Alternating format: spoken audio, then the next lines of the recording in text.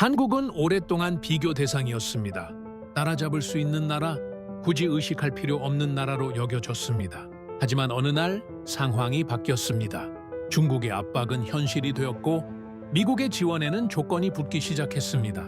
대만 내부에서는 자존심보다 생존이 먼저 논의되기 시작했습니다. 그리고 그 순간 30년간 무시하던 나라의 무기가 테이블 위에 올라옵니다. 이 선택은 단순한 거래가 아니었습니다. 국가의 방향을 바꾸는 선언이었습니다. 도대체 한국은 무엇을 준비해왔던 걸까요? 왜 세계는 한국 앞에서 말을 멈췄을까요? 전쟁은 언제 시작됩니까? 총성이 울릴 때가 아닙니다. 준비가 끝나지 않았는데 적이 움직이기 시작할 때입니다. 저는 그날 대만이 그 순간에 서 있다는 걸 깨달았습니다. 그리고 회의실 끝자리에서 누군가 조용히 말했죠. 한국이라고. 2025년 가을이었습니다. 저는 대만 국방부 비공개 회의실에 앉아 있었습니다. 영국 국방 싱크탱크 출신인 저는 20년 넘게 전쟁을 계산해온 사람입니다. 누가 이길지, 얼마나 버틸지, 무엇이 부족한지. 숫자는 거짓말하지 않습니다. 그게 제 신념이었죠. 회의실 스크린에 떠오른 건 미국 무기 인도 일정표였습니다. F-16 추가 도입 2030년 이후. 패트리어트 시스템 증강 2032년 예상. HIMARS 납기 협의 중. 대만 국방부 관계자가 조용히 말했습니다. 최소 5년에서 7년입니다. 회의실이 무거워졌습니다. 누군가 물었죠. 중국의 다음 봉쇄 훈련 주기는 3개월입니다. 이전엔 6개월이었습니다.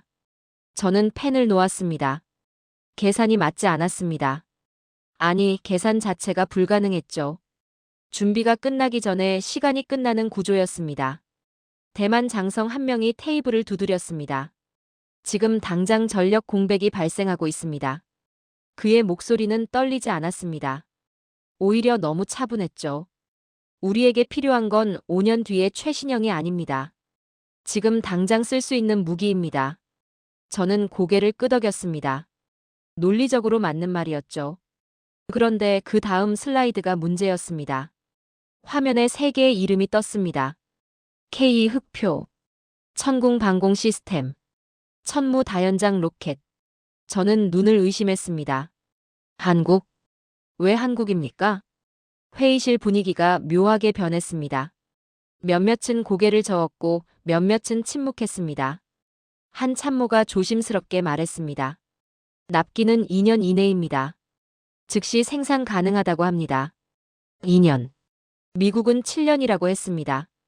저는 보고서를 다시 봤습니다. 분명히 틀린 게 있을 거라고 생각했죠. 성능 문제? 아니, 수치는 나쁘지 않았습니다. 가격 문제? 오히려 합리적이었습니다. 정치 문제? 한국은 대만과 수교국도 아닙니다. 그런데 왜 이 이름이 여기 있습니까? 저는 속으로 불쾌했습니다. 30년 동안 저는 방산 시장을 분석해왔습니다. 미국, 프랑스, 영국, 이스라엘. 주도권을 쥔 나라들이 있었죠. 한국은 그 명단에 없었습니다. 성실한 생산국. 미국 기술을 잘 소화하는 나라. 그게 제가 아는 한국의 전부였습니다. 그런데 지금 대만 국방부 회의실에서 그 이름이 나오고 있었습니다. 주력 전차, 방공 시스템, 다연장포. 이건 보조무기가 아닙니다. 전쟁의 핵심 전력입니다. 장성이 다시 말했습니다. 미국 측은 정치적 변수가 많습니다. 의회 승인, 중국 반응, 인도 일정. 우리에겐 시간이 없습니다. 그의 말은 냉정했습니다. 감정이 없었죠. 한국은 이미 생산 라인을 돌리고 있습니다. 재고가 있고 증산 가능하다고 합니다. 재고, 증산. 저는 그 단어들이 낯설었습니다. 전쟁 무기를 재고로 갖고 있는 나라. 주문 전에 이미 만들어 놓은 나라. 그게 대체 무슨 의미입니까? 회의가 끝나고 저는 자료를 챙겼습니다. 머릿속이 복잡했죠. 복도에서 한 대만 관계자가 제게 다가왔습니다. 하딩 박사님, 어떻게 생각하십니까? 저는 잠시 망설였습니다. 솔직히 말하면 저는 회의적이었습니다. 한국 무기를 선택한다. 그건 대만이 미국을 포기한다는 신호로 읽힐 수 있었죠. 정치적으로 위험합니다. 성능은 검증됐습니까? 제가 물었습니다. 폴란드가 대량 구매했습니다. 호주도 관심을 보이고 있고요. 폴란드, NATO 회원국입니다. 미국 무기를 자유롭게 살 수 있는 나라죠. 그런데 왜 한국을 선택했습니까? 저는 더 물었습니다. 운용 경험은? 한국군이 수십 년간 실전 배치해왔습니다. 유지 보수는? 패키지로 제공한다고 합니다. 부품, 정비, 훈련까지. 저는 말문이 막혔습니다. 이건 단순히 무기를 파는 게 아니었습니다. 전쟁 체계를 파는 거였죠. 그날 밤 호텔방에서 저는 노트북을 켰습니다. 한국방산 산업을 다시 찾아봤습니다. 조선, 철강, 자동차, IT 모두 연결돼 있었습니다. 하나의 생태계처럼 움직이고 있었죠. 저는 멈췄습니다.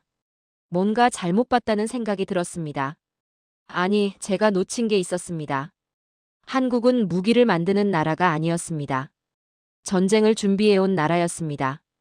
북한과 70년 넘게 대치하고 있는 나라. 휴전선 바로 아래에서 산업을 키워온 나라. 전쟁이 일상이었던 나라. 저는 노트북을 덮었습니다. 불길했습니다. 제가 30년 동안 쌓아온 전제가 흔들리고 있었죠. 방사능 기술입니다. 자본입니다. 정치입니다. 그게 제가 믿어온 공식이었습니다. 그런데 한국은 그 공식 밖에 있었습니다. 시간, 대비, 각오. 이건 보고서에 담기지 않는 변수들이었죠. 저는 창밖을 봤습니다. 대만 타이베이의 야경이 보였습니다. 평화로워 보였습니다. 하지만 저는 알고 있었죠. 평화는 준비된 자의 것입니다. 그리고 대만은 지금 준비가 끝나지 않은 상태였습니다. 회의실에서 나왔던 그 질문이 계속 맴돌았습니다. 지금 당장 전력 공백이 발생하고 있습니다. 전력 공백. 그건 숫자의 문제가 아니었습니다. 생존의 문제였죠. 저는 그날 밤 보고서를 쓰지 못했습니다. 쓸 수가 없었습니다. 제가 뭘 써야 할지 몰랐기 때문입니다. 한국을 추천해야 합니까? 아니면 경고해야 합니까? 저는 확신이 없었습니다. 다만 한 가지는 분명했습니다. 대만이 한국을 찾은 건 우연이 아니라는 것. 그리고 이 선택이 단순한 무기 구매가 아니라는 것. 저는 메모장에 단 한 줄만 적었습니다. 나는 그때까지 한국을 시간의 변수로 계산한 적이 없었다. 그날 회의에서 저는 한국 무기를 본 게 아니었습니다. 한국이라는 국가가 축적해온 시간을 본 거였습니다. 그 시간이 지금 대만의 마지막 선택지가 되고 있었습니다. 저는 다음 날 아침 일찍 일어났습니다. 잠을 제대로 자지 못했죠. 머릿속이 복잡했습니다. 한국. 그 이름이 계속 맴돌았습니다. 저는 커피를 마시며 노트북을 다시 열었습니다. 체계적으로 분석해야 했습니다. 감정이 아니라 데이터로 봐야 했죠. 먼저 대만을 봤습니다. GDP 7천억 달러. 국방비 약 170억 달러. 나쁘지 않은 수치입니다. 그런데 문제가 있었습니다. 방산 기반이 약했습니다. 잠수함 하나 만드는데 20년이 걸렸죠. IDF 전투기는 미국 기술 없이 불가능했습니다. 자원도 없었습니다. 철강 산업이 취약했습니다. 부품 하나하나 수입에 의존했죠. 저는 한숨을 쉬었습니다. 대만의 문제는 돈이 아니었습니다. 구조였습니다. 방산을 산업이 아니라 비용으로 봤던 거죠. 그래서 외부에 의존했습니다. 미국이 팔면 삽니다. 미국이 안 팔면 기다립니다. 선택권이 없었습니다. 저는 화면을 넘겼습니다. 이제 한국을 봐야 했습니다. GDP 1조 7천억 달러. 대만보다 2배 이상 큽니다. 국방비 약 500억 달러. 역시 3배 가까이 됩니다. 하지만 제가 주목한 건 숫자가 아니었습니다. 구조였습니다. 한국의 산업 지도를 펼쳤습니다. 철강이 있었습니다. 포스코, 현대제철. 세계 최상위권입니다. 조선이 있었습니다.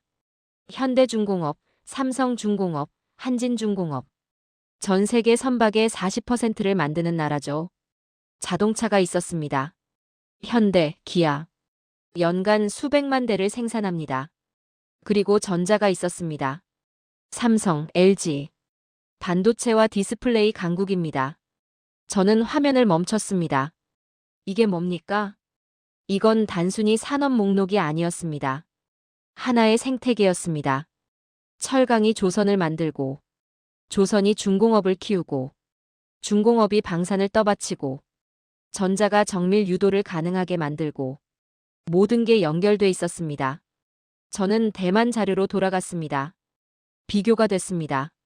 너무 명확하게 보였죠. 대만은 방산을 따로 키우려 했습니다. 섬이었고 자원이 없었고 시장이 작았습니다. 그래서 실패했습니다. 한국은 방산을 따로 키우지 않았습니다. 산업 전체가 방산이 될 수 있는 구조를 만들었죠. 평시엔 배를 만듭니다. 전시엔 그 기술로 무기를 만듭니다. 평시엔 자동차를 만듭니다. 전시엔 그 라인으로 장갑차를 만듭니다. 저는 키보드에서 손을 떼었습니다. 이건 효율의 문제가 아니었습니다. 생존의 설계였습니다. 저는 한국방산 수출 통계를 찾았습니다. 2020년 72억 달러, 2023년 140억 달러, 2025년 200억 달러 예상. 3년 만에 3배 가까이 증가했습니다. 저는 고개를 저었습니다. 이건 우연이 아닙니다. 폴란드가 샀고, 호주가 관심을 보이고, 중동이 문의하고, 이제 대만까지. 왜입니까? 성능만으로 설명되지 않습니다. 가격만으로도 설명되지 않죠. 저는 키워드를 검색했습니다. 한국방산 납기. 기사들이 쏟아졌습니다. 폴란드 K 전차 계약 후 2년 내 인도 시작. 천궁 시스템 UAE 납품 일정 준수. K9 자주포 노르웨이 배치 완료. 저는 화면을 응시했습니다. 2년. 미국은 7년이라고 했습니다. 유럽도 비슷했죠. 그런데 한국은 2년입니다. 어떻게 가능합니까? 저는 더 파고들었습니다. 한국방산 생산 체계를 찾았습니다. 핵심은 전시 전환이었습니다. 평시 생산 라인을 전시에 즉시 증강할 수 있는 구조. 부품 공급망이 국내에 집중돼 있었습니다. 해외 의존도가 낮았죠. 협력 업체가 수백 개였습니다. 한 곳이 멈춰도 다른 곳이 대체했습니다. 저는 숨을 멈췄습니다. 이건 평시 체계가 아니었습니다. 전쟁을 전제로 설계된 구조였습니다. 그리고 그 이유를 저는 알고 있었습니다. 북한. 휴전선 바로 아래서 70년을 살아온 나라. 전쟁이 언제 시작될지 모르는 나라. 매일 아침 준비 태세를 점검하는 나라. 저는 의자에 기댔습니다. 대만과 한국의 차이가 보였습니다. 같은 돈을 썼습니다. 같은 기술을 배웠습니다. 그런데 결과는 달랐습니다. 왜? 각오가 달랐기 때문입니다. 대만은 방어를 생각했습니다. 버티면 된다고 믿었죠. 미국이 도와줄 거라고 기대했습니다. 한국은 생존을 생각했습니다. 홀로 싸워야 한다고 가정했죠. 아무도 안 도와줄 수 있다고 준비했습니다. 그래서 모든 것을 스스로 만들었습니다. 전차, 장갑차, 전투기, 잠수함, 미사일. 실패하면 다시 만들었습니다. 시간이 걸려도 포기하지 않았죠. 저는 보고서를 열었습니다. 어제 밤 쓰지 못한 문장을 지금 써야 했습니다. 손가락이 키보드 위에 멈췄습니다. 뭐라고 써야 합니까? 한국은 중견 방산국이다. 아닙니다. 이건 중견이 아닙니다. 한국은 신흥 강국이다. 이것도 아닙니다. 신흥이 아니라 이미 도달한 나라였죠. 저는 문장을 지웠습니다. 다시 썼습니다. 한국은 선택의 여지가 없었고 그래서 가장 현실적인 나라가 됐다. 이게 맞았습니다. 정확했습니다. 저는 파일을 저장했습니다. 그때 이메일이 왔습니다. 대만 국방부였습니다. 제목 한국 측 접촉 일정 협의. 저는 이메일을 열었습니다. 내용은 간단했습니다. 한국방산 관계자와의 미팅이 예정되어 있습니다. 하딩 박사님의 참석을 요청합니다. 날짜는 3일 후였습니다. 장소는 타이베이 시내 호텔이었죠. 저는 답장을 보냈습니다. 참석하겠습니다. 보내고 나서 창밖을 봤습니다. 3일. 3일 후면 제가 직접 확인할 수 있습니다. 한국이 정말 대만의 답이 될 수 있는지, 아니면 또 다른 실망이 될지, 저는 솔직히 확신이 없었습니다. 데이터는 인상적이었습니다. 구조도 탄탄해 보였죠. 하지만 현실은 다를 수 있습니다. 보고서와 실제는 항상 거리가 있었으니까요. 그날 오후 저는 대만 관계자를 다시 만났습니다. 커피숍이었습니다. 그가 조용히 말했습니다. 박사님, 솔직히 어떻게 생각하십니까? 저는 잠시 망설였습니다. 구조는 인상적입니다. 하지만, 실제로 봐야 알 것 같습니다. 그가 고개를 끄덕였습니다. 저희도 같은 생각입니다. 그래서 직접 만나보려는 겁니다. 한국 측 반응은 어떻습니까? 조심스럽습니다. 조심스럽다. 중국 문제가 있으니까요. 한국도 부담스러워하는 것 같습니다. 저는 이해했습니다. 한국에게 대만은 단순한 시장이 아니었습니다. 외교적 지뢰밭이었죠. 하나의 중국 원칙, 한중 관계, 미국의 시선, 모든 게 얽혀 있었습니다. 그런데도 만나준다는 건 제가 말을 멈췄습니다. 진지하다는 뜻이겠죠. 그가 말을 이었습니다. 저는 고개를 끄덕였습니다. 한국도 계산하고 있었습니다. 리스크와 이익을, 정치와 경제를, 명분과 실리를. 저는 커피를 마셨습니다. 3일 후가 궁금했습니다.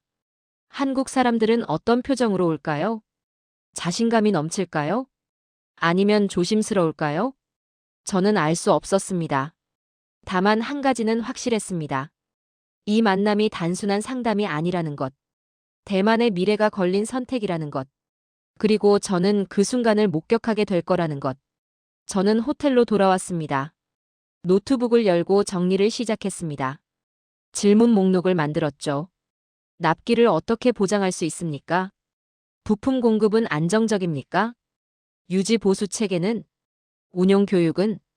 중국의 반발에 대한 대비는? 질문이 많았습니다. 답이 필요했죠. 저는 파일을 저장했습니다. 그리고 창밖을 봤습니다. 대만의 하늘은 맑았습니다. 하지만 저는 알고 있었습니다. 날씨와 전쟁은 별개라는 걸. 평화로운 하늘 아래서도 계산은 계속됐습니다.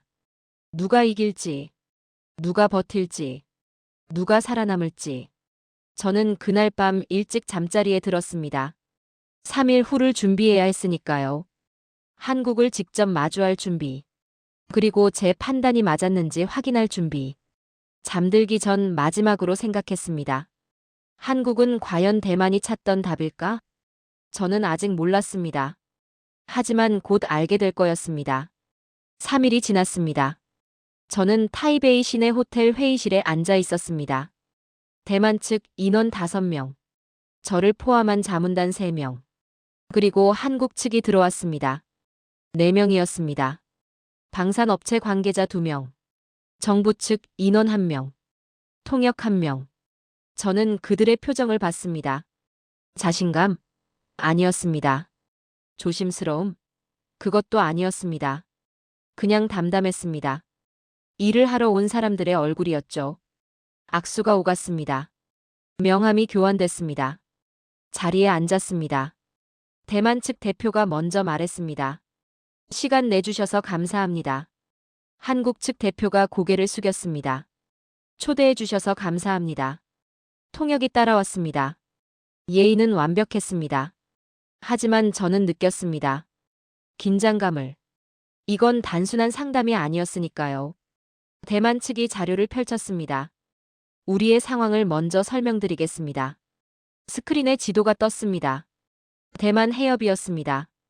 붉은 선들이 그어져 있었죠. 중국의 봉쇄 훈련 경로였습니다. 3개월마다 반복됩니다. 해상 차단, 공중 압박이 동시에 진행됩니다. 우리의 대응 시간은 점점 짧아지고 있습니다. 한국 측은 조용히 들었습니다. 메모를 했습니다. 질문하지 않았죠.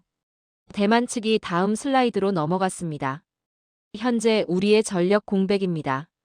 숫자들이 나왔습니다. 주력 전차 노후화율 60%. 방공 시스템 증강 필요.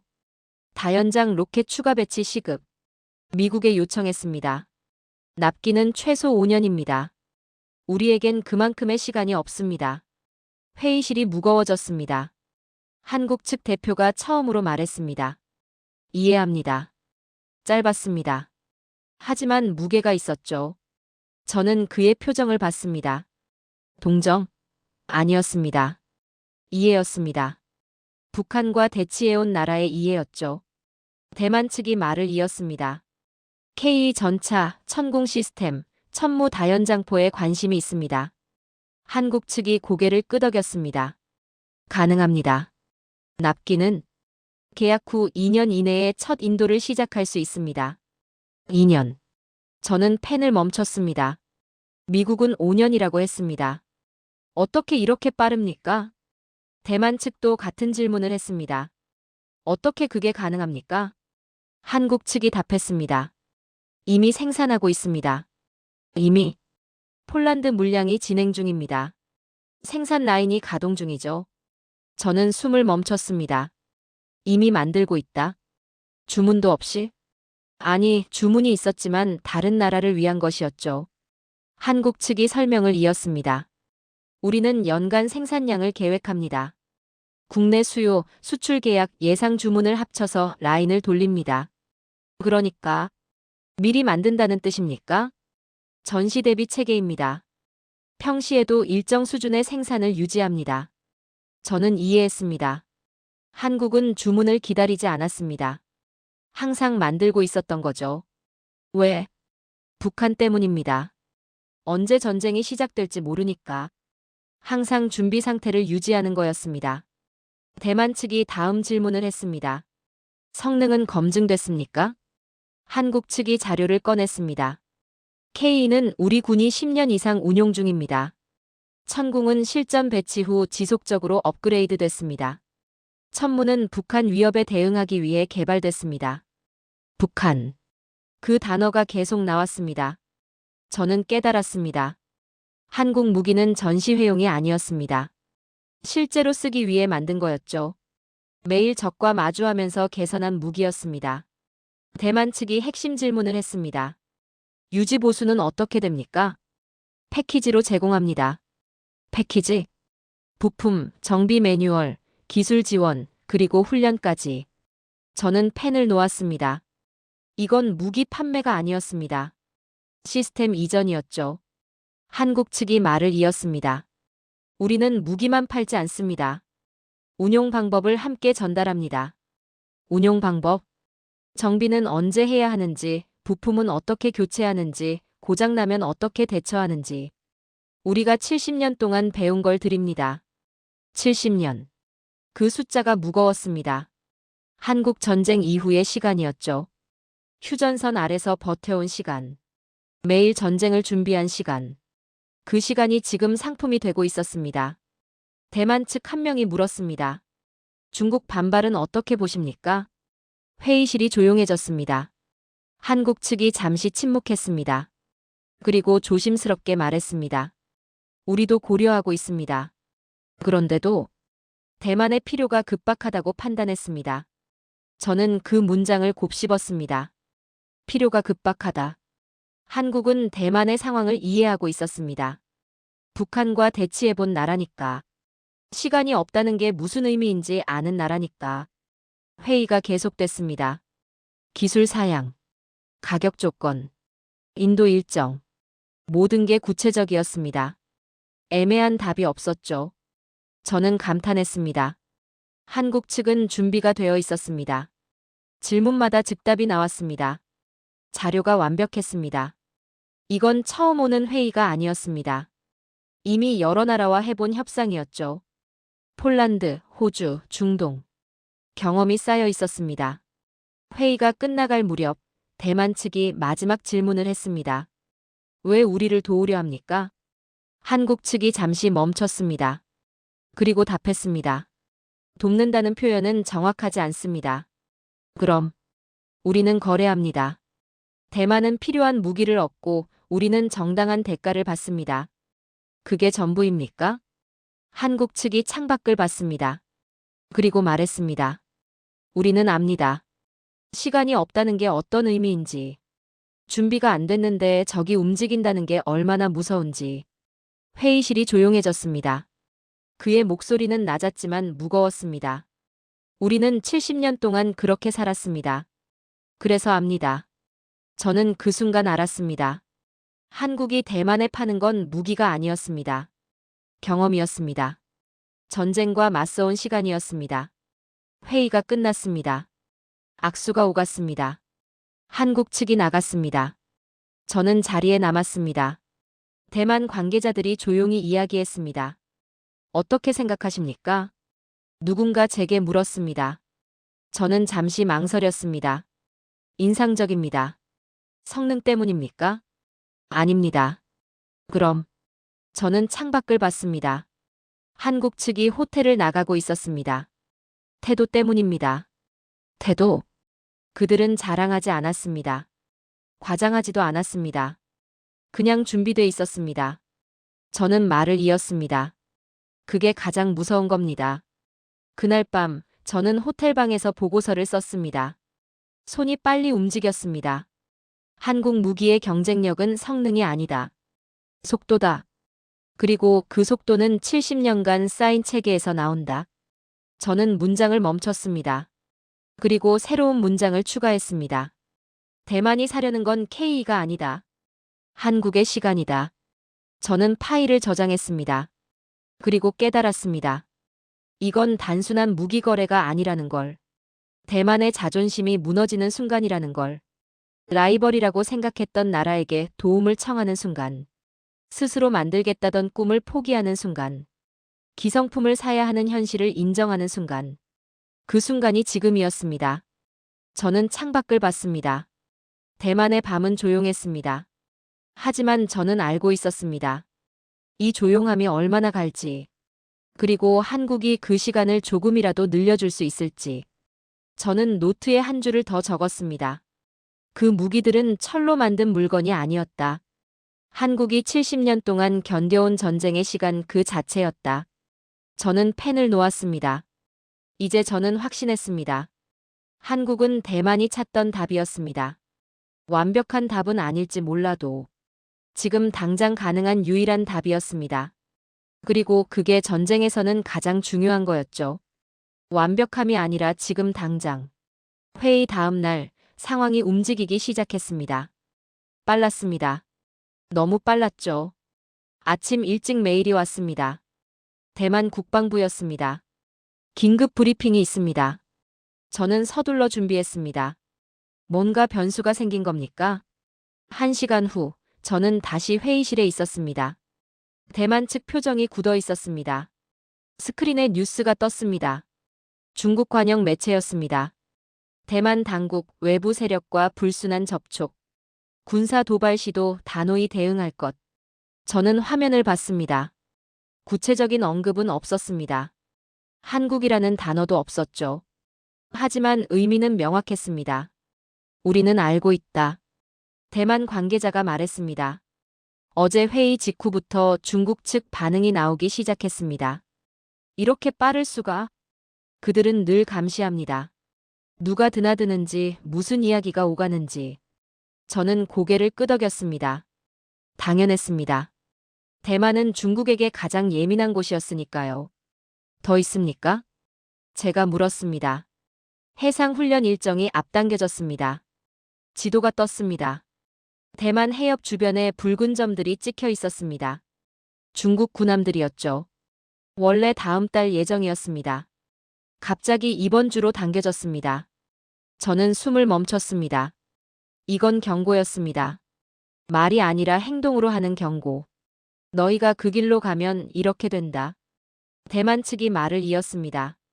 중국은 총을 들기 전에 먼저 압박합니다. 외교적 경고, 경제적 신호, 군사적 시위.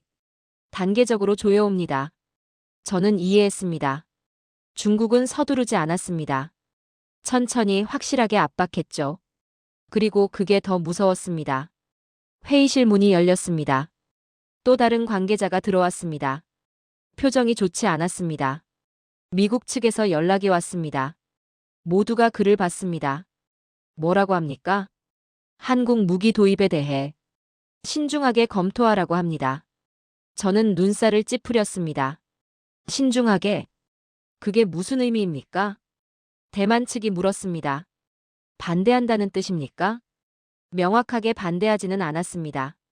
다만, 미국 무기 도입을 먼저 고려하라고 합니다. 저는 한숨을 쉬었습니다. 예상했던 반응이었습니다. 미국은 대만을 돕습니다. 하지만 대만이 독자적으로 움직이는 건 원하지 않았죠. 의존 구조를 유지하고 싶었습니다. 통제 가능한 범위 안에서만 도움을 주고 싶었던 겁니다. 그래서 어떻게 답했습니까? 누군가 물었습니다. 아직 답하지 않았습니다. 회의실이 무거워졌습니다. 저는 손가락으로 테이블을 두드렸습니다. 상황이 복잡해지고 있었습니다. 중국은 압박하고, 미국은 견제하고, 대만은 그 사이에서 선택해야 했죠. 내부 반응은 어떻습니까? 제가 물었습니다. 대만 관계자가 태블릿을 꺼냈습니다. 뉴스 헤드라인들이 보였습니다. 한국 무기 도입, 중국 자극 우려, 국방 예산 증액, 국회 통과 불투명, 야당 성급한 결정 비판. 저는 화면을 읽었습니다. 대만 내부도 갈라져 있었습니다. 찬성과 반대, 현실파와 신중파, 무장파와 협상파. 국회 상황이 좋지 않습니다. 관계자가 말했습니다. 여소야대입니다. 예산 통과가 쉽지 않습니다. 반대 이유는 중국을 자극하면 안 된다는 겁니다. 저는 고개를 저었습니다. 자극하면 안 된다? 이미 자극받고 있지 않습니까? 3개월마다 봉쇄 훈련하는데, 전투기가 방공식별구역 침범하는데, 그게 자극이 아닙니까? 하지만 말하지 않았습니다. 이건 대만의 내부 문제였으니까요. 한국 측은 알고 있습니까? 제가 물었습니다. 아직입니다. 알려야 하지 않습니까? 그러면 관계자가 말을 멈췄습니다. 저는 이해했습니다. 한국 측이 알면 물러날 수 있었습니다. 리스크가 너무 크다고 판단할 수 있었죠. 하지만 숨길 수는 없습니다. 제가 말했습니다. 어차피 알게 됩니다. 그때 신뢰가 깨지면 더 큰 문제입니다.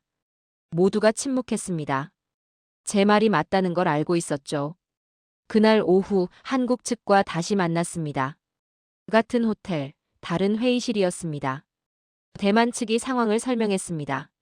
중국의 반응, 미국의 압박, 내부 반대. 한국 측은 조용히 들었습니다. 표정이 변하지 않았죠. 이미 예상했다는 표정이었습니다. 설명이 끝나고 침묵이 흘렀습니다. 한국 측 대표가 입을 열었습니다. 이해합니다. 짧은 대답이었습니다. 대만 측이 조심스럽게 물었습니다. 그래도 진행하시겠습니까? 한국 측이 잠시 멈췄습니다. 그리고 답했습니다. 우리도 부담스럽습니다. 중국과의 관계, 외교적 리스크. 저희도 고려해야 할 게 많습니다. 대만 측 표정이 어두워졌습니다. 포기하는 건가? 하지만 한국 측이 말을 이었습니다. 하지만 거래는 거래입니다. 거래. 당신들이 필요하고 우리가 제공할 수 있다면 진행합니다. 중국 반발해도 우리는 중국과 관계를 유지할 겁니다. 하지만 정당한 거래까지 포기하지는 않습니다. 저는 그 문장을 곱씹었습니다. 정당한 거래. 한국은 선을 그었습니다. 감정이 아니라 원칙으로. 동정이 아니라 계산으로. 그리고 그게 오히려 신뢰를 만들었습니다. 대만 측이 물었습니다. 조건이 있습니까? 있습니다. 말씀하십시오. 한국 측이 천천히 말했습니다. 우리는 무기를 팝니다. 하지만 정치적 책임은 지지 않습니다. 무슨 의미입니까? 대만 방어의 당사자는 우리가 아닙니다. 당신들입니다. 회의실이 조용해졌습니다. 한국 측이 말을 이었습니다. 우리는 도구를 제공합니다. 하지만 그 도구를 어떻게 쓸지, 어떻게 싸울지는 당신들이 결정해야 합니다. 저는 고개를 끄덕였습니다. 명확했습니다. 한국은 구원자가 아니었습니다. 공급자였죠. 그리고 그게 정직했습니다. 대만 측이 고개를 숙였습니다. 이해했습니다. 그리고 한 가지 더 있습니까? 계약이 성사되더라도 우리는 조용히 진행하겠습니다. 조용히. 과시하지 않습니다. 선전하지 않습니다. 필요 이상의 관심을 끌지 않습니다. 저는 이해했습니다. 한국은 중국을 불필요하게 자극하고 싶지 않았습니다. 거래는 하지만 도발은 하지 않겠다는 거였죠. 대만 측이 답했습니다. 동의합니다. 악수가 오갔습니다. 회의가 끝났습니다. 한국 측이 나가고 저는 자리에 남았습니다. 대만 관계자가 제게 물었습니다. 박사님, 어떻게 보십니까? 저는 잠시 생각했습니다. 한국은 현실적입니다. 현실적? 감정으로 판단하지 않습니다. 이익과 리스크를 정확히 계산합니다. 그게 좋은 겁니까? 신뢰할 수 있다는 뜻입니다. 저는 말을 이었습니다. 감정으로 약속하는 사람은 감정으로 배신합니다. 하지만 이익으로 약속하는 사람은 이익이 있는 한 지킵니다. 관계자가 고개를 끄덕였습니다. 그럼 우리는 결정해야죠. 무엇을? 중국의 압박을 감당할 수 있는지, 미국의 불편함을 견딜 수 있는지, 내부 반대를 설득할 수 있는지. 저는 창밖을 봤습니다. 그리고 가장 중요한 건 뭡니까? 지금 하지 않으면 나중에는 할 수 없다는 걸 국민들이 이해할 수 있는지입니다. 그날 밤 저는 호텔방에서 보고서를 썼습니다. 제목을 정했습니다. 대만의 선택 시간의 전쟁. 본문을 시작했습니다. 대만이 직면한 건 무기의 부족이 아니다. 시간의 부족이다. 중국은 기다릴 수 있다. 미국은 선택할 수 있다. 하지만 대만은 지금 당장 결정해야 한다. 저는 문장을 멈췄습니다. 그리고 새로운 단락을 시작했습니다. 한국을 선택하는 순간 대만은 모든 방향에서 압박받을 것이다. 중국은 경고할 것이다. 미국은 불편해할 것이다. 내부는 분열될 것이다. 하지만 선택하지 않는다면 시간은 흐르고 공백은 커지고 기회는 사라진다. 저는 키보드에서 손을 떼었습니다. 결론은 명확했습니다. 대만은 완벽한 선택을 할 수 없었습니다. 다만 덜 나쁜 선택을 해야 했죠. 그리고 그게 전쟁의 현실이었습니다. 완벽한 준비는 없습니다. 다만 지금 가능한 최선만 있을 뿐입니다. 저는 파일을 저장했습니다. 그리고 마지막 문장을 추가했습니다. 한국을 사는 건 쉬운 선택이 아니다. 하지만 사지 않는 것은 더 위험한 선택이다. 왜냐하면 전쟁은 준비된 자를 기다려주지 않기 때문이다. 저는 노트북을 덮었습니다. 며칠 후면 대만이 결정을 내릴 겁니다. 진행할지 보류할지, 한국을 택할지 미국을 기다릴지.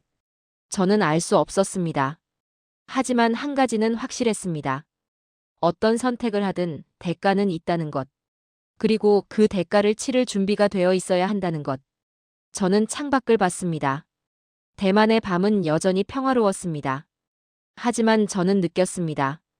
이 평화가 얼마나 취약한지, 그리고 한국이라는 선택지가 얼마나 절박한 것인지. 일주일이 지났습니다. 대만은 아직 결정을 내리지 못했습니다. 국회에서 논쟁이 계속됐죠. 찬성과 반대가 팽팽했습니다. 저는 그 시간 동안 다른 걸 했습니다. 한국을 파고들었습니다.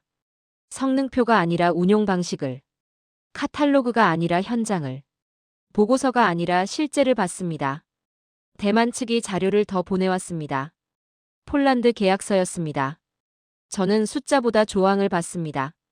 부품 공급 보장, 정비 교육 포함, 기술 지원 10년, 운용 매뉴얼 전체 이전.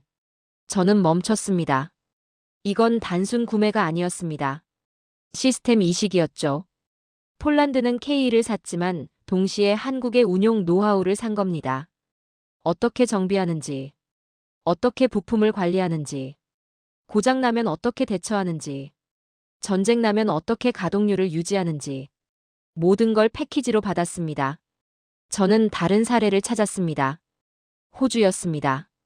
K9 자주포 계약서를 봤죠. 거기에도 같은 패턴이 있었습니다.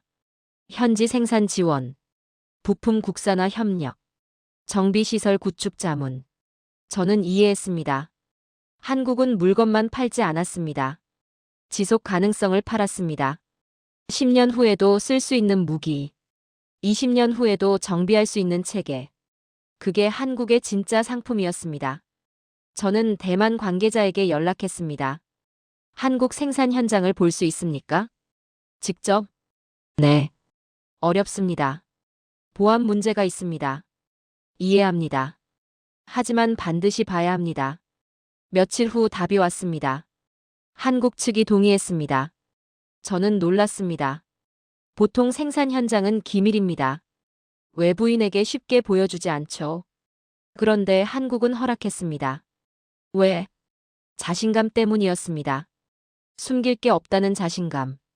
2주 후, 저는 한국에 있었습니다. 경상남도 창원이었습니다. 방산 단지였죠. 공장 앞에서 한국 측 관계자를 만났습니다. 40대 중반으로 보이는 남자였습니다. 엔지니어 출신이라고 했습니다. 환영합니다, 하딩 박사님. 초대해 주셔서 감사합니다. 별 말씀을요. 보여드릴 게 많습니다. 우리는 공장 안으로 들어갔습니다. 소음이 컸습니다. 기계들이 쉬지 않고 돌아가고 있었죠. K 생산 라인입니다. 그가 설명했습니다. 저기 보이는 게 차체 조립입니다. 저는 봤습니다. 거대한 철판들이 용접되고 있었습니다. 로봇과 사람이 함께 일했죠. 월 생산량은? 제가 물었습니다. 평시 기준 15대입니다. 전시에는 30대까지 늘릴 수 있습니다. 저는 눈을 크게 떴습니다. 2배? 어떻게 가능합니까? 교대 근무를 늘리고 협력사를 추가 가동합니다. 이미 계획이 있습니다. 저는 이해했습니다. 한국은 평시에도 전시를 준비하고 있었습니다. 언제든 증산할 수 있는 구조였죠. 우리는 다음 구역으로 이동했습니다. 부품 창고였습니다. 엄청난 양의 부품들이 정리돼 있었습니다. 재고를 이렇게 많이 갖고 계십니까? 필수 부품은 항상 3개월치 이상 확보합니다. 왜 그렇게 많이? 공급망이 끊길 수 있으니까요. 저는 고개를 끄덕였습니다. 북한 변수였습니다. 전쟁이 나면 수입이 막힐 수 있었죠. 그래서 미리 쌓아놓는 겁니다. 해외 의존도는 어느 정도입니까? 핵심 부품은 90% 이상 국산입니다. 90%? 네. 나머지 10%도 대체 공급처를 확보해 놨습니다. 저는 감탄했습니다. 이건 단순한 생산이 아니었습니다. 전쟁 경제 체계였죠. 우리는 정비구역으로 갔습니다. 몇 대의 K가 분해돼 있었습니다. 기술자들이 점검하고 있었죠. 저건 뭡니까? 제가 물었습니다. 운용 테스트입니다. 테스트? 우리 군에 납품하기 전에 전부 분해해서 재조립합니다. 문제가 없는지 확인하는 거죠. 저는 놀랐습니다. 완제품을 다시 분해한다? 시간이 많이 걸리지 않습니까? 걸립니다.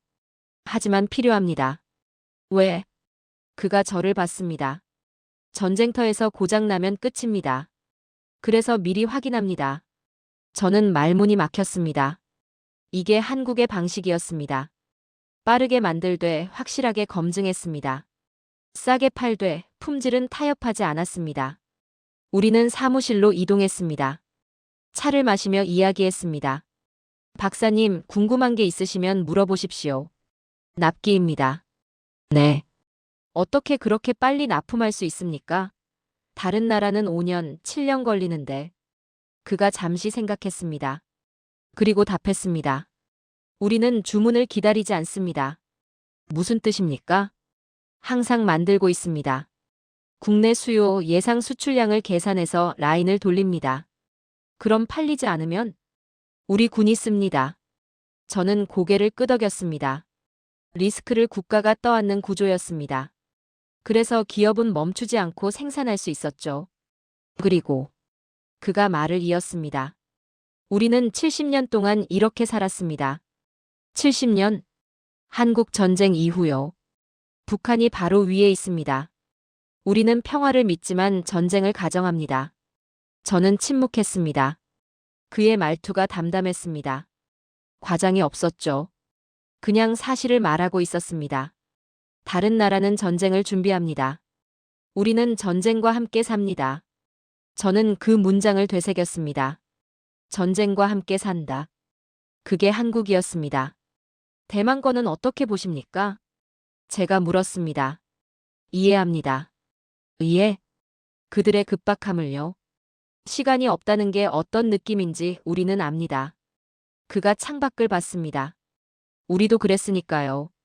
1950년, 1960년, 1970년. 계속 그랬습니다.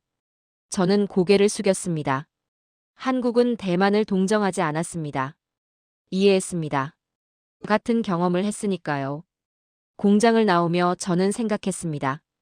대만이 사려는 게 뭔지. K가 아니었습니다. 천궁도 아니었습니다. 이 시스템이었습니다. 멈추지 않는 생산 라인. 끊기지 않는 부품 공급. 축적된 운용 노하우. 전쟁을 전제로 설계된 모든 것. 저는 차 안에서 노트에 적었습니다. 한국의 빠른 납기는 효율이 아니다. 70년간 멈추지 않은 대비의 결과다. 한국은 공장을 돌리는 게 아니라 국가를 돌린다. 서울로 돌아가는 길에 저는 더 생각했습니다. 대만은 이걸 따라할 수 있을까? 돈을 쓴다고 되는 게 아니었습니다. 시간이 필요했죠. 10년, 20년, 50년. 산업 생태계를 만들고, 운용 경험을 쌓고, 실패를 반복하며 개선하고, 그 시간이 대만에게는 없었습니다. 저는 호텔에 돌아왔습니다. 노트북을 열고 보고서를 썼습니다. 대만이 한국에서 살 수 있는 건 두 가지다. 무기와 시간. 무기는 돈으로 살 수 있다. 하지만 시간은 살 수 없다. 그래서 한국의 70년을 빌리는 것이다. 저는 문장을 멈췄습니다. 그리고 추가했습니다. 문제는 이것이다. 대만은 빌린 시간으로 무엇을 할 것인가? 한국처럼 될 수는 없다. 하지만 한국이 만든 틈으로 숨을 쉴 수는 있다. 그 숨으로 자신의 시간을 만들어야 한다. 저는 키보드에서 손을 뗐습니다. 이제 명확했습니다. 한국 무기는 해결책이 아니었습니다. 유예였습니다. 대만이 준비할 시간을 버는 것. 그 시간 동안 무엇을 할지는 대만의 몫이었죠. 며칠 후 대만으로 돌아왔습니다. 국방부 회의가 있었습니다. 저는 보고했습니다. 한국 현장에서 본 것들을. 생산 체계, 부품 관리, 운용 철학. 다 말했습니다. 회의실이 조용했습니다. 한 장성이 물었습니다. 우리도 그렇게 될 수 있습니까? 저는 잠시 망설였습니다. 정직하게 말해야 했습니다. 아닙니다. 왜? 시간이 없습니다. 그리고 구조가 다릅니다. 그럼 한국의 체계를 빌리는 겁니다. 완전히 똑같아질 수는 없지만 운용 방법은 배울 수 있습니다. 또 다른 관계자가 물었습니다. 그걸로 충분합니까? 저는 창밖을 봤습니다. 그리고 답했습니다. 완벽하지는 않습니다. 하지만 지금 우리에게 가능한 최선입니다. 회의실이 무거워졌습니다. 모두가 알고 있었습니다. 이건 자존심을 접는 선택이라는 걸. 스스로 만들겠다던 꿈을 미루는 결정이라는 걸. 하지만 동시에 알고 있었습니다. 지금 하지 않으면 기회가 없다는 것도. 회의가 끝나고 저는 혼자 남았습니다. 보고서를 정리했습니다. 마지막 문장을 썼습니다. 한국은 가능이 아니라 가동이었다. 멈추지 않는 나라. 준비를 일상으로 만든 나라. 대만이 필요한 건 바로 그 일상이었다. 저는 파일을 저장했습니다. 그리고 깨달았습니다. 이제 결정만 남았다는 걸. 대만이 한국을 선택할 것인가? 아니면 다시 기다릴 것인가? 저는 이미 답을 알고 있었습니다. 선택은 정해져 있었습니다. 다만 그걸 공식화하는 시간만 남았을 뿐이었죠. 한국 방문 일주일 후 상황이 급변했습니다. 아침 일찍 전화가 왔습니다. 대만 국방부였죠. 긴급 소집입니다. 목소리가 긴장돼 있었습니다. 저는 서둘러 나갔습니다. 회의실은 이미 사람들로 가득했습니다. 표정들이 좋지 않았죠. 스크린에 뉴스가 떠 있었습니다. 중국 외교부 브리핑이었습니다. 대만의 무기 구매는 평화를 파괴하는 행위다. 특정 국가가 이를 지원한다면 그에 상응하는 대가를 치를 것이다. 특정 국가. 한국을 말하는 겁니까?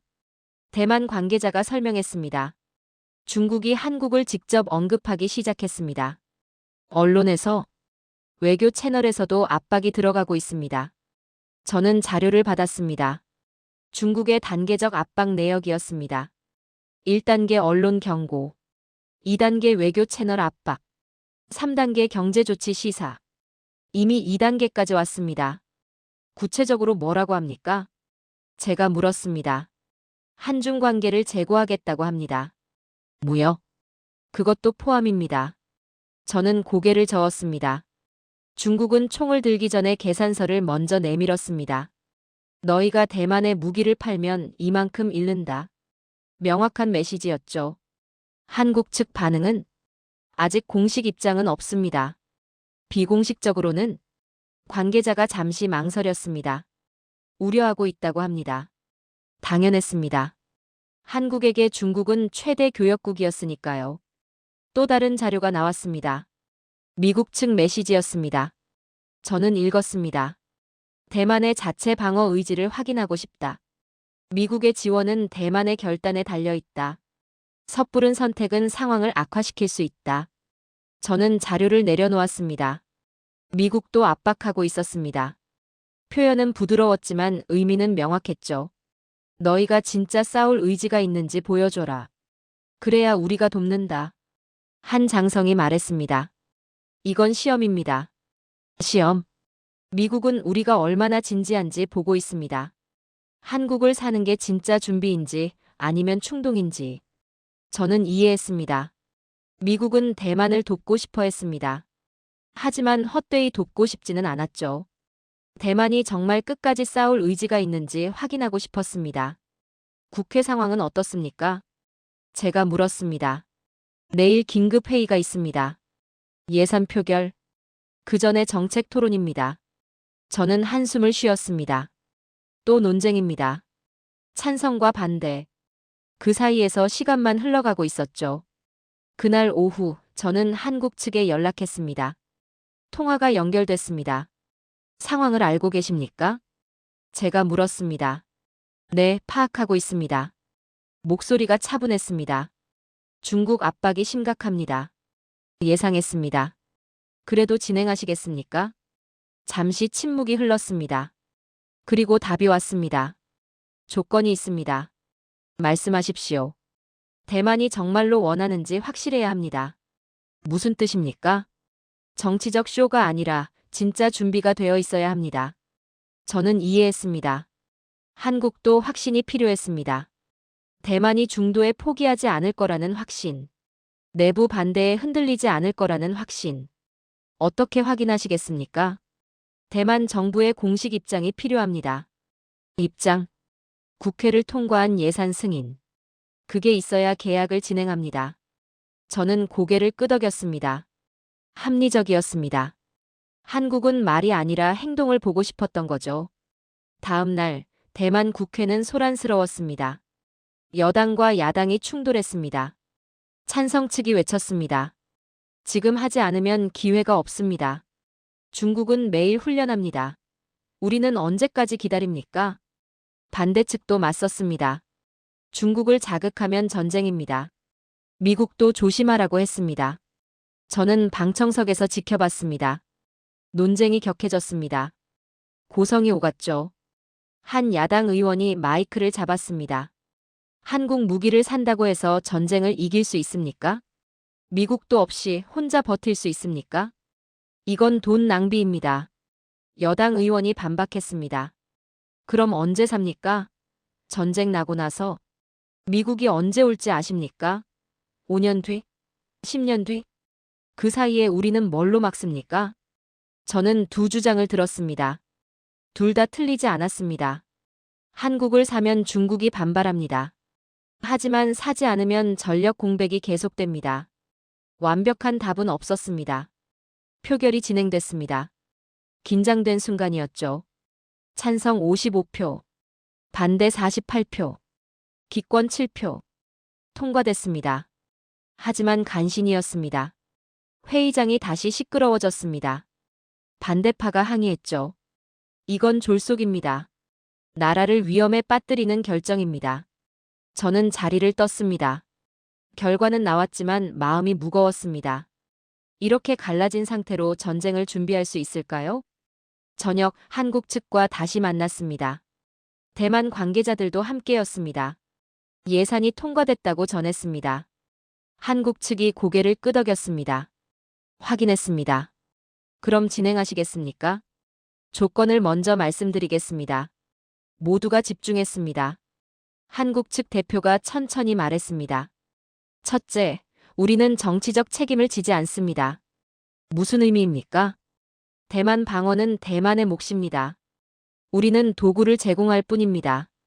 대만 측이 침묵했습니다. 한국 측이 말을 이었습니다. 둘째, 계약은 조용히 진행합니다. 조용히. 불필요한 언론 노출을 피합니다. 중국을 자극할 이유가 없습니다. 셋째, 중간에 취소하면 위약금이 있습니다. 얼마나? 계약금의 30%입니다. 대만 측이 고개를 끄덕였습니다. 합리적인 조건들이었죠. 받아들이시겠습니까? 한국 측이 물었습니다. 대만 대표가 답했습니다. 동의합니다. 확실합니까? 네. 그럼 계약을 준비하겠습니다. 악수가 오갔습니다. 하지만 분위기는 무거웠습니다. 축하할 일이 아니었으니까요. 회의가 끝나고 저는 한국 측 대표와 짧게 이야기했습니다. 걱정되지 않으십니까? 제가 물었습니다. 무엇이? 중국 반발입니다. 그가 잠시 생각했습니다. 걱정됩니다. 솔직한 대답이었습니다. 하지만 우리는 선을 지킵니다. 선. 거래는 하되 개입은 하지 않습니다. 대만이 스스로 서야 합니다. 저는 고개를 끄덕였습니다. 한국의 입장이 명확했습니다. 돕되 구하지는 않는다. 팔되 책임지지는 않는다. 냉정했지만 현실적이었죠. 대만이 감당할 수 있을까요? 제가 물었습니다. 모릅니다. 그가 솔직하게 답했습니다. 하지만 그건 그들이 선택할 문제입니다. 저는 아무 말도 하지 못했습니다. 그의 말이 맞았으니까요. 그날 밤 저는 호텔방에서 뉴스를 봤습니다. 중국 언론이 반응하고 있었습니다. 대만 위험한 선택. 분리주의 세력과의 거래, 용납 불가. 하지만 구체적인 조치는 없었습니다. 아직은. 저는 노트북을 열었습니다. 보고서를 썼습니다. 대만의 선택은 내려졌다. 하지만 이건 끝이 아니라 시작이다. 중국은 지켜보고 있다. 미국도 평가하고 있다. 대만은 이제 증명해야 한다. 이 선택이 쇼가 아니라 결단이었음을. 저는 문장을 멈췄습니다. 그리고 새로운 단락을 시작했습니다. 한국은 선을 그었다. 팔되 개입하지 않는다. 돕되 책임지지 않는다. 그 선이 오히려 신뢰를 만들었다. 왜냐하면 명확했기 때문이다. 저는 키보드에서 손을 뗐습니다. 창밖을 봤습니다. 대만의 밤은 여전히 평화로웠습니다. 하지만 저는 알고 있었습니다. 이 평화가 곧 시험받을 거라는 걸. 대만이 진짜 준비됐는지, 내부 분열을 극복할 수 있는지, 중국의 압박을 견딜 수 있는지, 미국의 의심을 풀 수 있는지, 모든 게 이제 시작이었습니다. 저는 마지막 문장을 썼습니다. 선택은 곧 내려진다. 그리고 대가는 반드시 따른다. 문제는 그 대가를 치를 준비가 되어 있느냐다. 저는 파일을 저장했습니다. 휴대폰이 울렸습니다. 문자였습니다. 대만 국방부였죠. 계약 서명식이 예정되어 있습니다. 일주일 후. 비공개로 진행됩니다. 저는 화면을 봤습니다. 일주일. 일주일 후면 공식화됩니다. 대만의 선택이. 한국의 결단이. 그리고 그 순간부터 진짜 시험이 시작될 겁니다. 저는 휴대폰을 내려놓았습니다. 긴장됐습니다. 이 선택이 옳은지 아직도 확신할 수 없었으니까요. 하지만 한 가지는 분명했습니다. 되돌릴 수 없는 지점에 왔다는 것. 이제 앞으로 갈 수밖에 없다는 것. 그리고 그 길이 어디로 향하는지는 아무도 모른다는 것. 저는 불을 껐습니다. 잠들기 전 마지막으로 생각했습니다. 일주일 후 세계는 어떻게 반응할까? 저는 알 수 없었습니다. 하지만 곧 알게 될 거였습니다. 일주일이 지났습니다. 계약 서명일이었습니다. 타이베이 시내 비공개 장소였죠. 언론은 없었습니다. 카메라도 없었습니다. 대만 측 5명, 한국 측 4명, 그리고 저를 포함한 참관인 3명. 조용한 회의실이었습니다. 하지만 저는 느꼈습니다. 이 순간의 무게를. 서류가 펼쳐졌습니다.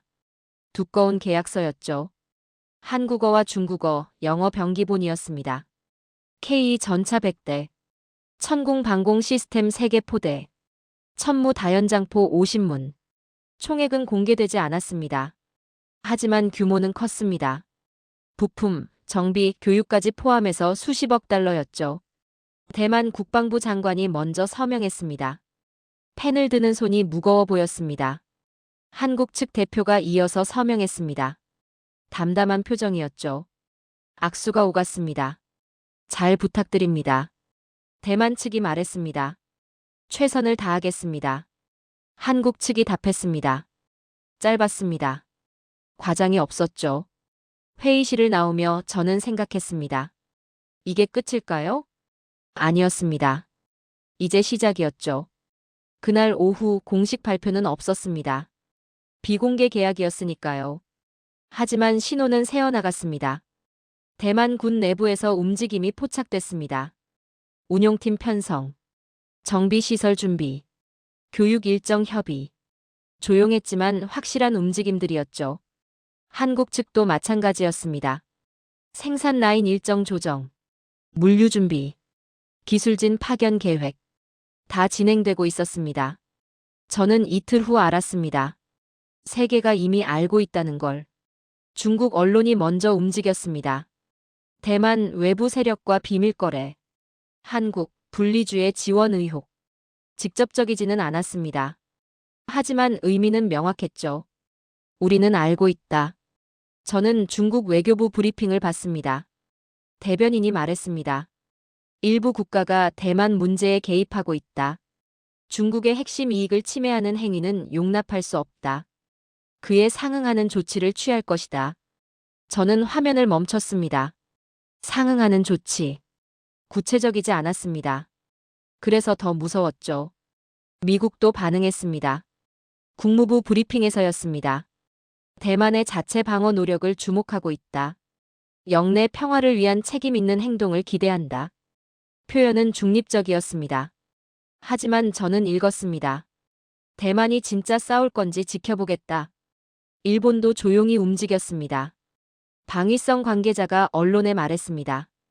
영내 방산 협력 동향을 분석 중이다. 동남아시아 국가들도 반응했습니다. 필리핀, 베트남이 주목했죠. 한국 무기 성능 재평가, 방산 협력 가능성 검토. 저는 깨달았습니다. 세계가 다시 계산하고 있다는 걸. 한국을 기준으로. 일주일 후 저는 분석 보고서를 받았습니다. 국제방산 시장 동향이었죠. 핵심 지표가 하나 있었습니다. 납기. 미국 평균 57년, 유럽 평균 46년, 한국 평균 23년. 저는 그 숫자를 봤습니다. 절반 이상 빨랐습니다. 왜? 재고가 있었고, 생산 라인이 가동 중이었고, 부품 공급망이 안정적이었고, 전시 체계가 일상이었기 때문입니다. 보고서는 계속됐습니다. 한국 무기의 경쟁력은 가격이나 성능이 아니다. 시간이다. 전쟁은 가장 강한 나라가 아니라 가장 먼저 준비된 나라의 편을 든다. 저는 그 문장을 되새겼습니다. 맞았습니다. 완벽하게 맞았죠. 대만이 한국을 선택한 이유였습니다. 폴란드가 K2를 산 이유였습니다. 호주가 K9를 도입한 이유였습니다. 모두 같았습니다. 시간. 지금 당장 필요한 무기. 5년 뒤가 아니라 2년 안에 받을 수 있는 무기. 그게 한국이었습니다. 한 달 후 저는 대만 군 기지를 방문했습니다. 준비 작업을 보기 위해서였죠. 정비 시설이 건설되고 있었습니다. 교육장도 조성 중이었습니다. 한국 기술진이 와 있었습니다. 10명 정도였죠. 그들은 조용히 일했습니다. 과시하지 않았습니다. 다만 정확하게 지도했습니다. 이렇게 정비합니다. 이 부품은 이렇게 교체합니다. 고장나면 이렇게 대처합니다. 대만 군인들이 열심히 배우고 있었습니다. 메모하고 질문하고 반복했죠. 저는 한 한국 기술자에게 물었습니다. 어떻습니까? 배우려는 의지가 강합니다. 잘하고 있습니까? 시간이 필요합니다. 하지만 가능합니다. 그가 덧붙였습니다. 우리도 처음엔 서툴렀습니다.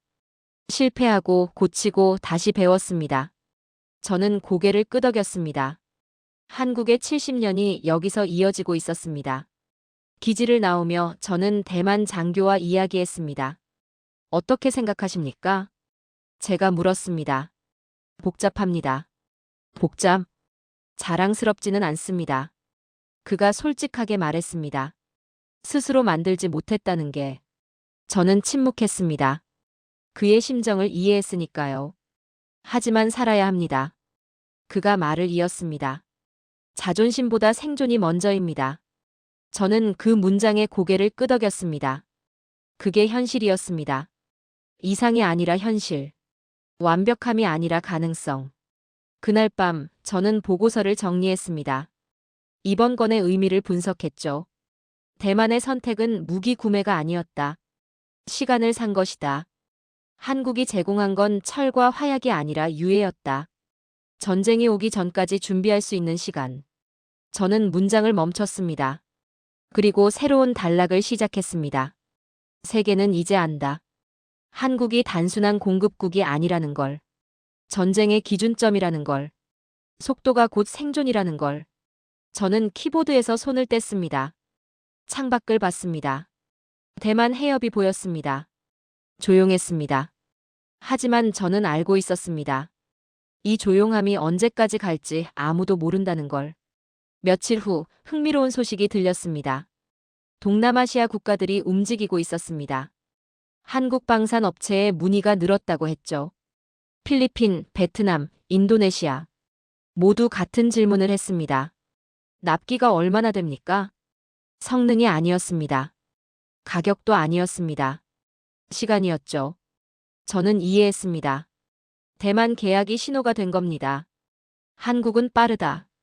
한국은 준비되어 있다. 한국은 가능하다. 그 신호가 퍼지고 있었습니다. 저는 한국 측에 연락했습니다. 반응이 뜨겁습니다. 제가 말했습니다. 알고 있습니다. 어떻게 대응하시겠습니까? 신중하게. 신중하게. 우리는 과시하지 않습니다. 필요한 곳에 가능한 만큼만. 저는 고개를 끄덕였습니다. 한국의 방식이었습니다. 조용히 확실하게. 말이 아니라 행동으로. 2달 후 첫 납품이 시작됐습니다. K 전차 10대였습니다. 대만 항구에 도착했죠. 언론 공개는 없었습니다. 조용한 하역이었습니다. 하지만 저는 초대받았습니다. 참관인 자격이었죠. 배에서 전차가 내려왔습니다. 거대했습니다. 위압적이었죠. 대만 군인들이 지켜봤습니다. 표정이 복잡했습니다. 기대, 불안, 그리고 묘한 자존심. 한국 기술진이 인수 절차를 진행했습니다. 체크리스트를 확인했죠. 엔진 정상. 포탑 작동 확인. 통신 시스템 점검 완료. 모든 게 정확했습니다. 완벽했습니다. 저는 한대만 장교의 표정을 봤습니다. 그는 전차를 만지고 있었습니다. 조심스럽게 마치 처음 보는 것처럼. 어떻습니까? 제가 물었습니다. 무겁습니다. 무게 말입니까? 아닙니다. 그가 말했습니다. 의미가 무겁습니다. 저는 이해했습니다. 이 전차는 단순한 무기가 아니었습니다. 대만이 선택한 길이었습니다. 자존심을 접고 현실을 선택한 증거였죠. 하역이 끝나고 저는 부두를 떠났습니다. 돌아보니 전차들이 줄지어 있었습니다. 검은색이었습니다.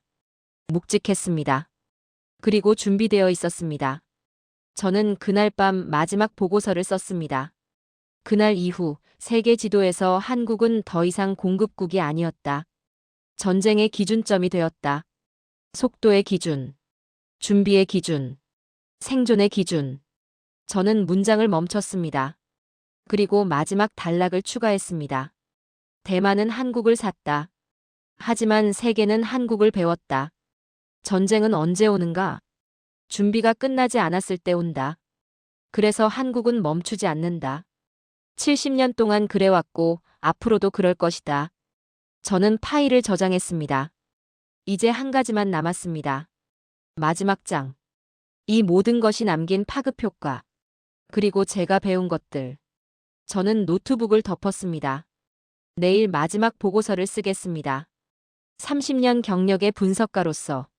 그리고 한국을 오판했던 사람으로서. 6개월이 지났습니다. 저는 런던으로 돌아와 있었습니다. 사무실 책상 위에는 보고서들이 쌓여 있었죠. 전 세계 방산 시장 분석이었습니다. 한국 관련 항목이 급증했습니다. 저는 하나씩 읽었습니다. 폴란드, 한국 무기 추가 도입 결정. 호주, K9 자주포 성능 평가 만족. 사우디, 천공 시스템 도입 협의 중. 루마니아, K 전차 관심 표명. 리스트가 계속됐습니다. 저는 펜을 놓았습니다. 이건 우연이 아니었습니다. 흐름이었죠. 방산 시장이 변하고 있었습니다. 질문이 바뀌고 있었습니다. 얼마나 강합니까? 얼마나 빨리 받을 수 있습니까? 어느 나라 기술입니까? 지금 당장 쓸 수 있습니까? 우선순위가 이동했습니다. 성능에서 속도로, 완벽함에서 가용성으로, 그리고 그 중심에 한국이 있었습니다. 저는 동료의 보고서를 받았습니다. 유럽 방산 분석가였죠. 그가 쓴 문장이 눈에 들어왔습니다. 한국 무기는 더 이상 가성비 제품이 아니다. 실전 표준이 되고 있다. 저는 고개를 끄덕였습니다. 프레임이 깨진 겁니다. 싼 대체품이라는 프레임. 중견국 수준이라는 프레임. 이제 한국은 달랐습니다. 비교 대상이 아니라 기준이 됐죠. 일주일 후 저는 NATO 자문회의에 참석했습니다. 브뤼셀이었죠. 주제는 신속 대응 능력 강화였습니다. 여러 분석가들이 발표했습니다. 한 독일 전문가가 말했습니다. 우크라이나 전쟁이 보여준 교훈은 명확합니다. 전쟁은 재고의 싸움입니다.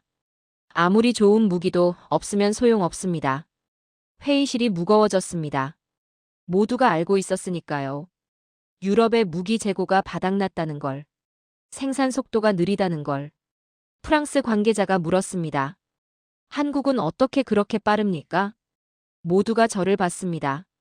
저는 잠시 생각했습니다. 그리고 답했습니다. 준비했기 때문입니다. 준비. 70년 동안 멈추지 않았습니다. 평시에도 전시처럼 생산했습니다. 왜 그렇게 했습니까? 선택의 여지가 없었습니다. 북한이 바로 위에 있었으니까요. 회의실이 조용해졌습니다. 영국 관계자가 말했습니다. 우리는 평화에 익숙했습니다. 전쟁을 역사로 생각했죠. 한국은 전쟁을 현재로 살았습니다. 저는 고개를 끄덕였습니다. 정확한 지적이었습니다. 유럽은 평화를 누렸습니다. 한국은 평화를 지켰습니다. 차이가 거기 있었죠. 회의 후 저는 혼자 걸었습니다. 브뤼셀 거리는 평화로웠습니다. 카페에서 사람들이 웃었습니다. 아이들이 뛰어놀았죠. 전쟁은 멀었습니다. 하지만 저는 알았습니다. 평화는 공짜가 아니라는 걸. 누군가는 지키고 있어야 한다는 걸. 한 달 후 저는 싱가포르에 있었습니다. 아시아 안보 포럼이었죠. 동남아시아 국가들이 모였습니다. 필리핀 대표가 발표했습니다. 우리는 새로운 안보 환경에 직면했습니다. 중국의 팽창, 남중국해 긴장. 우리에게 시간이 없습니다. 베트남 관계자가 이었습니다. 미국은 멀고 중국은 가깝습니다. 우리는 스스로 준비해야 합니다. 지금 당장. 인도네시아 장성이 말했습니다. 한국 모델을 연구하고 있습니다. 어떻게 산업과 방산을 연결했는지, 어떻게 빠른 생산이 가능한지. 저는 듣고 있었습니다. 한국이 화제였습니다. 모델이 됐습니다. 하지만 저는 알았습니다. 따라하기 어렵다는 걸. 휴식 시간에 한 필리핀 관계자가 다가왔습니다. 박사님, 우리도 한국처럼 될 수 있습니까? 저는 잠시 망설였습니다. 솔직해야 했습니다. 어렵습니다. 왜? 시간이 필요합니다. 한국은 70년 걸렸습니다. 그럼 우리는 한국의 체계를 배울 수는 있습니다.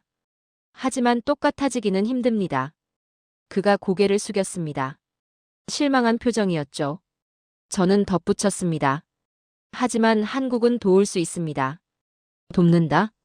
기술 이전, 생산 협력, 교육. 한국은 그걸 합니다. 그의 표정이 밝아졌습니다. 그럼 희망이 있습니까? 있습니다. 다만 인내가 필요합니다. 저는 그날 깨달았습니다. 한국이 단순히 무기를 파는 게 아니라는 걸. 시스템을 전파하고 있다는 걸.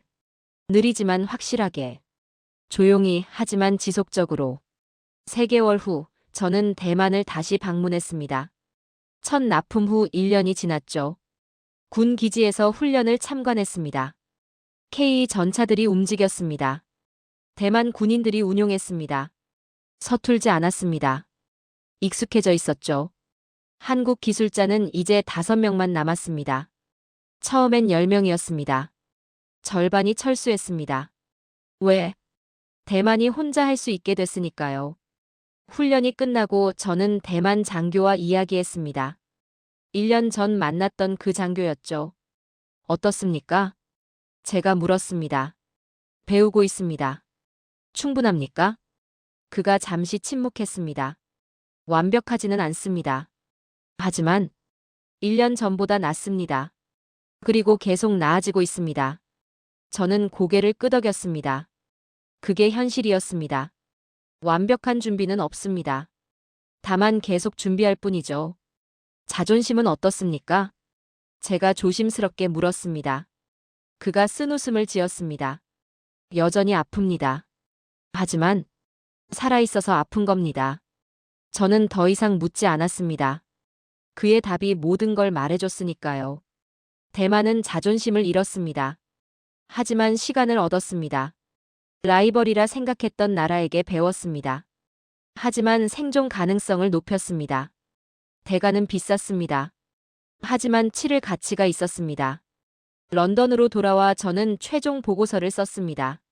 30년 경력의 결산이었습니다. 제목을 정했습니다. 한국 따라할 수 없는 나라. 본문을 시작했습니다. 나는 한국을 오판했다. 중견국이라 생각했다. 조립 수준이라 평가했다. 미국 기술에 의존한다고 믿었다. 모두 틀렸다. 저는 문장을 이었습니다. 한국은 무기를 만든 게 아니다. 전쟁을 견디는 체계를 만들었다. 70년 동안 멈추지 않고 선택의 여지 없이 저는 키보드에서 잠시 손을 뗐습니다. 그리고 핵심을 썼습니다. 세계가 한국을 다시 보는 이유는 간단하다. 성능 때문이 아니다. 가격 때문도 아니다. 준비되어 있기 때문이다. 지금 당장. 전쟁은 강한 나라의 편이 아니다. 준비된 나라의 편이다. 저는 새로운 단락을 시작했습니다. 부유한 나라는 많다. 기술 선진국도 많다. 하지만 준비된 나라는 드물다. 한국은 준비했다. 왜냐하면 선택의 여지가 없었기 때문이다. 저는 마지막 단락으로 넘어갔습니다. 한국은 패권을 원하지 않는다. 지배하려 하지 않는다. 단지 거래한다. 하지만 그 거래가 세계의 기준이 되고 있다. 속도의 기준, 준비의 기준, 생존의 기준. 저는 결론을 썼습니다. 한국을 따라할 수 있는가? 어렵다. 70년의 시간을 압축할 수 없다. 북한이라는 변수를 복제할 수 없다. 생존의 절박함을 흉내낼 수 없다. 하지만 배울 수는 있다. 전쟁을 역사가 아니라 현재로 보는 법. 평화를 선물이 아니라 책임으로 여기는 법. 준비를 선택이 아니라 일상으로 만드는 법. 저는 파일을 저장했습니다. 30년 만에 처음으로 확신이 없었습니다. 아니, 확신이 바뀐 겁니다. 저는 창밖을 봤습니다. 런던의 하늘은 흐렸습니다. 평화로웠습니다. 하지만 저는 알았습니다. 이 평화가 얼마나 취약한지, 그리고 어떤 나라들이 이 평화를 지키고 있는지. 저는 노트에 마지막 문장을 적었습니다. 개인적인 기록이었습니다. 나는 한국을 찬양하려는 것이 아니다. 다만 30년 동안 내가 붙들고 있던 전제가 조용히 무너지는 순간을 기록할 뿐이다. 전쟁은 언젠가 일어나는 사건이 아니다. 준비되지 않은 쪽에서 먼저 시작된다. 한국은 그 사실을 너무 오래 알고 있었고, 그래서 말할 필요가 없었다. 세계가 한국을 다시 보기 시작한 이유는 단순하다. 그 나라는 이미 싸울 준비가 되어 있었기 때문이다. 저는 펜을 놓았습니다. 보고서는 끝났습니다. 하지만 이야기는 끝나지 않았죠. 한국은 계속 생산할 겁니다. 대만은 계속 배울 겁니다. 세계는 계속 주목할 겁니다. 그리고 저는 더 이상 한국을 과소평가하지 않을 겁니다. 수치로만 보지 않을 겁니다. 보고서로만 판단하지 않을 겁니다. 시간을, 각오를, 준비를 볼 겁니다. 그게 제가 배운 것입니다. 30년 만에 대만에서 한국을 통해 저는 노트북을 덮었습니다. 사무실을 나갔습니다. 런던 거리를 걸었습니다. 사람들이 평화롭게 걸었습니다. 카페에서 웃었습니다. 아무도 전쟁을 생각하지 않았죠. 저는 그들을 봤습니다. 그리고 생각했습니다. 이 평화는 공짜가 아니라고. 누군가는 지키고 있다고. 한국처럼 70년 동안 멈추지 않고 말없이 저는 걸음을 멈췄습니다. 하늘을 올려다봤습니다. 그리고 깨달았습니다. 제가 변했다는 걸. 데이터만 믿던 사람에서 시간을 보는 사람으로, 숫자만 계산하던 분석가에서 각오를 이해하는 관찰자로 한국이 저를 바꿨습니다. 조용히, 확실하게, 그리고 돌이킬 수 없게. 저는 다시 걷기 시작했습니다. 사무실로 돌아가지 않았습니다. 집으로 갔습니다. 오늘은 더 이상 일하고 싶지 않았으니까요. 다만 생각하고 싶었습니다. 제가 본 것들을, 배운 것들을, 그리고 앞으로 세계가 어떻게 변할지를. 한국을 중심으로 조용히, 하지만 확실하게.